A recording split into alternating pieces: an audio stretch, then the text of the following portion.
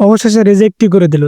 বন্ধুরা, বাংলাদেশ যেটা আইসিসি কে বড় রিকোয়েস্ট করেছিল যে তারা এই মুস্তাফিজুর রহমানকে আইপিএল থেকে বের করে দেওয়ায় বাংলাদেশে আইপিএল ব্রডকাস্ট বন্ধ হয়। তারপর বিসিবি ম্যানেজমেন্ট থেকে যেটা দাবি করেছিল যে আমরা ইন্ডিয়াতে টি-20 বিশ্বকাপ খেলবো না, আমাদের ভেন্যু চেঞ্জ করে দাও। তো এই রিকোয়েস্ট আইসিসি ক্লিয়ার রিজেক্ট করে দিছে এবং বলেছে যে ভারতে খেলতে হবে, তা না হলে পয়েন্টস হারাতে হবে। এক সূত্র অনুযায়ী আইসিসি স্পষ্টভাবে বিসিবিকে জানিয়েছে যে টুর্নামেন্টের সূচি ও ভেন্যু অপরিবর্তিত থাকবে। বাংলাদেশ যদি ভারতে গিয়ে ম্যাচ খেলতে অস্বীকৃতি জানায় তাহলে ক্রীড়াগত শাস্তির মুখে পড়তে হতে পারে, এমনকি পয়েন্টস হারানোর ঝুঁকি রয়েছে।